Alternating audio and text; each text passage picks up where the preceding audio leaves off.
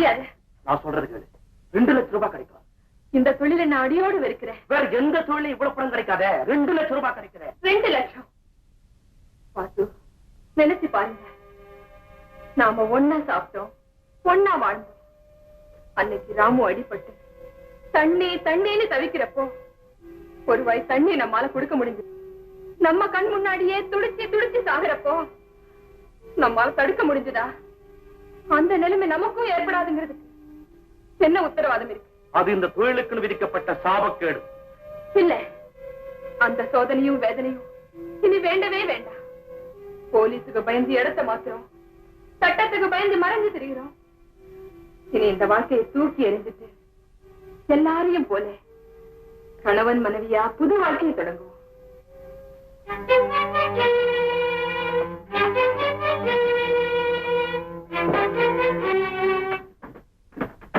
வாசு, எப்ப கல்யாண சாப்பாடு போட போற? என்ன சொல்ற? நிச்சயம் நீ கல்யாணம் செய்யறதுக்குத்தான் வேணும்.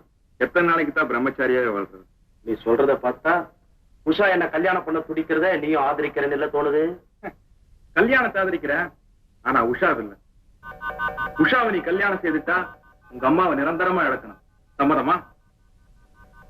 வாசு, உங்க அம்மா இருக்கிறது உன்ன இல்ல, அந்த உஷாவைத்தான்.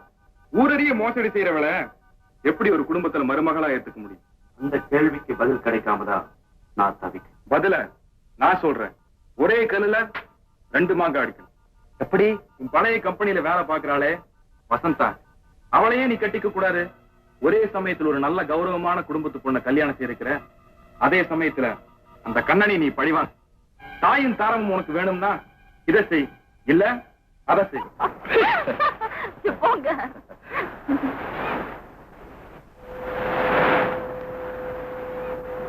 ஒரு கேள்வி கேட்கறதுக்கு எனக்குன்னு யாருமே இல்லை. என்ன அவங்க அங்கேயே நின்னுட்டாங்க? ஓ சாரி. வசந்தா வா. வசந்தா, இவங்க தான் Usha. You are a lucky girl. இப்படி ஒரு ஜென்டில்மேன் கிடைக்கிறதுக்கு எந்த பொண்ணுமே கொடுத்து வச்சிருக்கணும். உங்க 2 பேரையும் இப்படி பார்க்க எனக்கு பொறாமையா இருக்கு. தப்பா நினைச்சுக்காதீங்க. மிஸ்டர் கண்ணனை காதலனாவோ கணவனாவோ அடையணும்னு நான் என்னைக்குமே ஆசைப்பட்டதில்லை. எனக்கு இப்படி ஒரு சகோதரன் இல்லைன்னு தான் வருத்தப்படுறேன். உஷா, நீ ஏன் கவலைப்படுற? இப்பதான் உனக்கு ஒரு அண்ணன் இருக்காரே. ஆபீஸுக்கு போறப்போ வர்றப்போ தம்பி வசந்தாவை பார்த்திருக்கு, புடிச்சு போச்சு. முறையா வீடு தேடி வந்துட்டேன். ஏற்கனவே சொத்து நிலவரங்களை பத்தி எல்லாம் உங்கள்ட்ட சொல்லிட்டேன். மேற்கொண்டு உங்களுடைய அபிப்பிராயத்தை சொல்லுங்க. தம்பியோட பூர்வீகம் எல்லாம் எப்படி? இந்த காலத்துல எப்படி வாழ்ந்தாங்கிறது எனக்கு தெரியாது. இப்ப நான் எப்படி இருக்கேங்கிறதா நீங்க தெரிஞ்சுக்கணும். அப்பா சின்ன வயசுலயே காலமாயிட்டாரு. அம்மா சமீபத்துல அவங்களும் போயிட்டாங்க. எனக்கு இந்த சம்பந்தம் ரொம்ப பிடிச்சிருக்குங்க. உங்களுக்கு பிடிச்சா போதுமா? எனக்கு பிடிக்க வேண்டாமா? அம்மா, பணக்கார மருமகன் கிடைக்கிறது உங்களுக்கு பெருமையா இருக்கலாம். அதுக்காக நான் ஒரு ஜெயிலுக்கு போனவனையா கட்டிக்கணும்? என்னடி சொல்ற? நான் வேலை செஞ்ச கம்பெனில இவர் ஏற்கனவே மேனேஜரா இருந்திருக்காரு. மோசடி செஞ்சு ஜெயிலுக்கு போனது உண்மையா இல்லையான்னு கேளுங்க. பூர்வீகம் கேட்டதுக்கு பூசி முழுகினியா? இந்த மாதிரி பொறுக்கி பசங்களை நம்பி என் பொண்ணை எப்படி கொடுக்கறது? இன்னும் இங்க நிக்கிறதுக்கு உங்களுக்கு வெக்கமா இல்ல?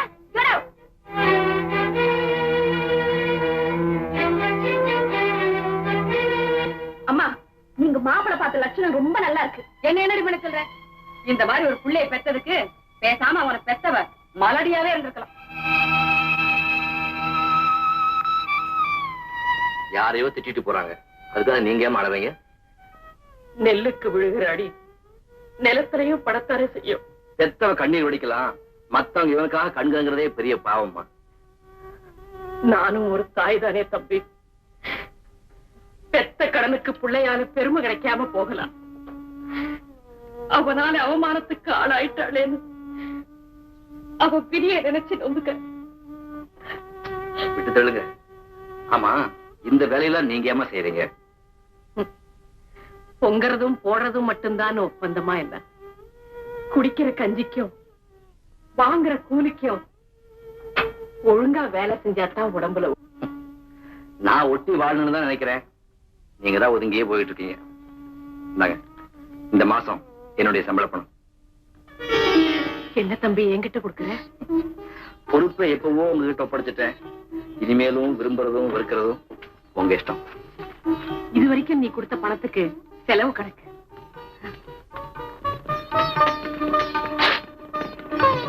பார்க்காமயே கிழிச்சு போட்டுட்டா எப்படி? அம்மா கிட்ட உள்ள கணக்கு பார்க்க கூடாது. ராஜு, விஷயம் என்னன்னு சொல்லுங்க. சொன்னா உடனே வாசு போய் நீ கேப்ப. அதனால உங்களுக்குள்ள வீண் மனஸ்தாபமே ஏற்படும். நான் அவரை கேட்க மாட்டேன், நீங்க சொல்லலாம். அவன் விரும்புறது வசந்தா. நிஜமாவா? முறையா பெண் கேட்டுட்டு கூட வந்திருக்கிறான். அப்படியா? அவனை நினைச்சா எனக்கு வருத்தமா இருக்கு. ராஜு, பக்கத்துல பலாப்பழத்தை வச்சுட்டு விழாக்காய்க்காக அலைகிறான். எவ்வளவு பெரிய மோசம். நீ உன் வாழ்க்கையே ஒப்படைக்க நினைக்கிற. அவன் உன் இந்த தொழிலுக்கு ஒரு கருவியா பயன்படுத்தத்தான் நினைக்கிறான். பாப்பா கண்ணா, உனக்கு காத்துக்கிட்டு இருக்கேன். மை டியர் ஸ்டாஃப், உங்க எல்லாருக்கும் ஒரு சந்தோஷமான செய்தி சொல்ல போறேன். கண்ணன் நம்ம கம்பெனிக்கு வந்ததுக்கு அப்புறம் நீங்க எல்லாரும் கஸ்டமர்ஸ் சாதுரியமா பேச கத்துக்கிட்டீங்க. அதனால வியாபாரம் இம்ப்ரூவ் ஆகி நமக்கு நிறைய லாபம் கிடைச்சிருக்கு. அந்த லாபத்தை முன்னிட்டு உங்க எல்லாருக்கும் 3 மாசம் போனஸ் டிக்ளேர் பண்றேன். இந்த பாராட்டுக்கு உரியவர் கண்ணன் தான் நீங்க எல்லாரும் நினைப்பீங்க. உண்மை அது இல்ல, மிஸ் வசந்தா தான். ஏன்னா வசந்தாவுக்காகத்தான் கண்ணன் நம்ம கம்பெனில தொடர்ந்து வேலை பார்க்கிறார். உங்க காதலுக்கு என்னுடைய பாராட்டுதல்கள். அது கல்யாணத்துல முடிய என்னுடைய மனப்பூர்வமான வாழ்த்துக்கள்.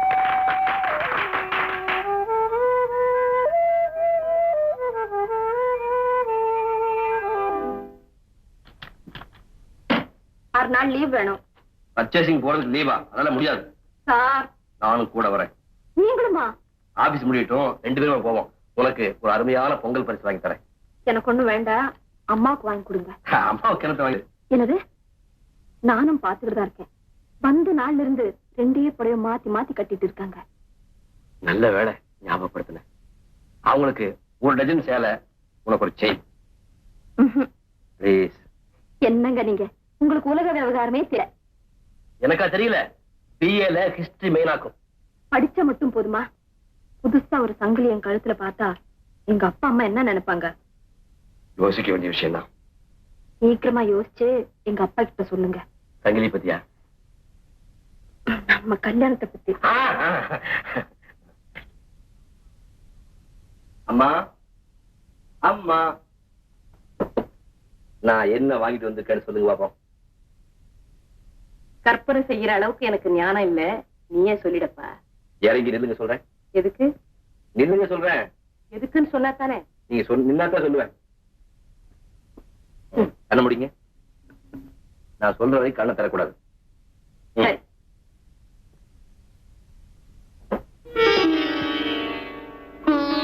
இப்ப கண்ணை தரங்க. என்ன அப்படி பாக்குறீங்க?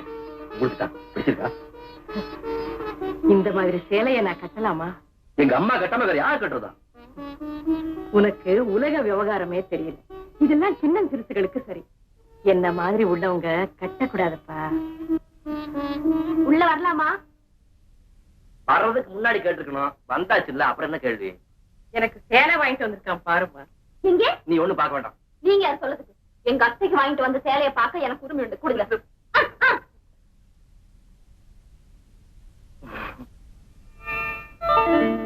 அத்தைக்கு வாங்கிட்டு வர்ற சேலையா இது? எனக்காகத்தான் கடைக்கு போயிருக்கான். ஆனா சேலை வாங்கையில உன்னை நினைச்சுக்கிட்டு எடுத்துட்டான். போங்க. ஆமா, நான் இப்பவே கொண்டு போய் மாத்தி வந்துடுறேன் கூட. இருங்க, நீங்க சேலை வாங்கிட்டு வந்த லட்சணத்தை எங்க அம்மா கிட்டையும் காட்டிட்டு வரேன்.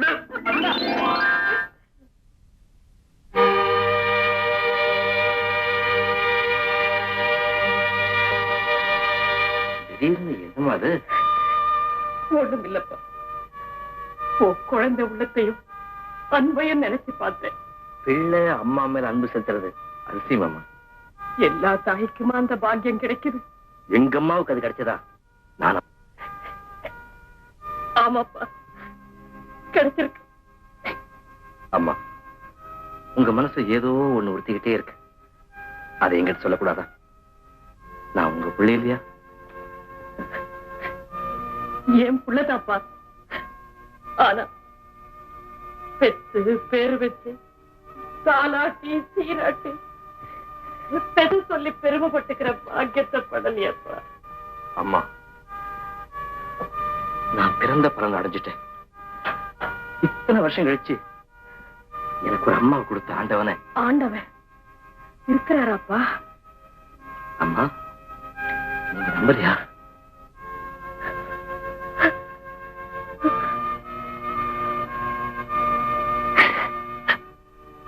இப்ப நம்புறப்ப அதனாலதான் இந்த வயசுல நீ எனக்கு மகனா கிடைச்சிருக்கிற.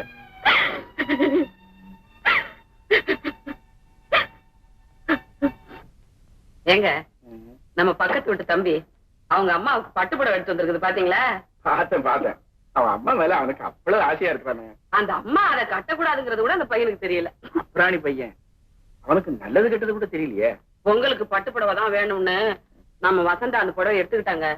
எடுத்துருச்சா? ஏங்க சொல்லு. சீக்கிரமா நம்ம பொண்ணுக்கு ஒரு நல்ல மாப்பிள்ளை. நிர்மலா, ஏங்க நம்ம வசந்தா கல்யாணம் ஆகி புருஷன் வீட்டுக்கு போயிட்டாங்க. நம்ம எப்படிமா தனியா இருக்கிறது? எனக்கும் கஷ்டமா தாங்க இருக்கு. ஏங்க, நம்ம வீட்டோடவே இருக்கிற மாப்பிள்ளையா பாத்துட்டா என்ன? அதுக்கு ஒரு அப்பாவே கிடைக்கணுமே. ஆமா, நம்ம வாடகைக்கு இருக்கிற தம்பியை பத்தி நீங்க என்ன நினைக்கிறீங்க? நிர்மலா, உனக்கு அபாரம் உள்ள. நம்ம வசந்தாவுக்கு கூட அந்த பையன் ஒரு கண்ணுன்னு நினைக்கிறேன். பையனை எனக்கு ரொம்ப பிடிச்சிருக்கு. வசந்தாவு கூட அவன் ஒரு கண்ணுன்னு சொல்ற. நல்ல பையன் தாங்க. பயந்த சுவாபம். கொஞ்சம் கூட அதிர்ந்து பேசி நான் பார்த்ததே இல்ல. என்ன போல சத்யா, இந்த பெண்கள் எவ்வளவுதான் படிச்சாலும் ஒரே ஒரு விஷயத்துல தன்னுடைய அம்மாவை தான் காப்பி அடிக்குதுங்க. என்ன சொல்றீங்க? நம்ம வசந்தாவுக்கு எவ்வளவு நல்ல பழக்கங்கள்லாம் கத்து கொடுத்துருக்கேன். இருந்தாலும் இந்த புருஷனை தேர்ந்தெடுக்கிற விஷயத்துல என்ன போலயே பயந்த சுவாபம் உடையவனா செலக்ட் பண்ணிட்டா பாத்தியா? ரொம்ப தான் பாய்ந்தவர் இவரு.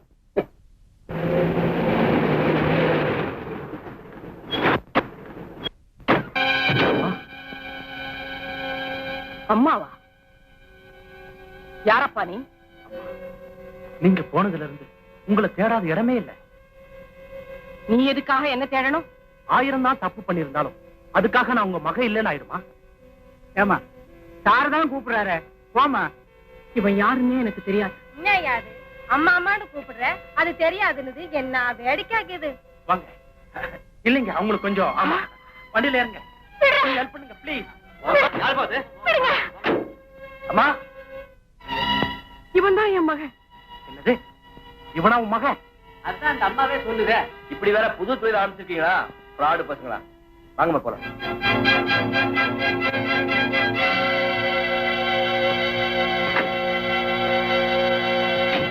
ஏம்மா, திடீர்னு உங்களை அம்மா கூப்பிட்ட உடனே பயந்துட்டீங்கல்ல? ஓ, அதா? ஆமா. உங்களுக்கு தெரியுமா அவனை? எனக்கு தெரியும். ஏற்கனவே அவன் மோசமாயிட்டு ஜெயிலுக்கு போனவன். உங்களுக்கு அவன் தொந்தரவு கொடுக்க நினைக்கீங்களா? இல்லம்மா, எனக்கு சொந்தமானதெல்லாம் ஒண்ணு அபகரிக்கணும், இல்ல அழிச்சிடணுங்கிறதா அவனுடைய திட்டம். முதல்ல 6 மாசம் தான் ஜெயில் இருந்தான். இனிமே என் வாழ்க்கையில குறுக்கிட்டா ஆயுள் பூரா ஜெயில் இருக்க முடியாது செஞ்சிடுவேன். அம்மா எங்க இருக்காங்கன்னு உனக்கு தெரியாது? தெரியாது. நான் சொல்றேன், கண்ணம் பாதுகாப்புல இருக்காங்க. அதனாலதான் உங்க பாதுகாப்புல வசந்தாவை வச்சுக்கணும்னு விரும்புறீங்களா? அந்த ரங்கத்துல உங்க வெறிய தீர்த்துக்கிறதுக்குன்னா அம்பலத்துல மனைவியா மாலை சுத்திக்கிற பெருமை அந்த வசந்தாவுக்கா? அது என் சொந்த விஷயம். உங்களை எனக்கு இப்பதான் புரியுது. ஆல்ரைட், என் பங்க பிரிச்சு கொடுத்துடுங்க, நான் போறேன். அனுப்பு மறுத்தா? வேண்டாம் வாசு, தெரிஞ்சோ தெரியாமலோ உங்ககிட்ட என் மனசு பறி கொடுத்துட்டேன். இப்பவும் உங்களை மனப்பூர்வமா நேசிக்கிறேன். தயவு செஞ்சு என்ன அனுப்பிடு. அவ்வளவு சுலபத்துல நீ போக முடியாது. ஓஹோ, எனக்கு பங்கு வேண்டாம், நான் போறேன் போலீஸ் ஸ்டேஷனுக்கு. Police station? சரி உஷா, இனிமே நீ என் பார்ட்னர் இல்ல, என்னோட கைது.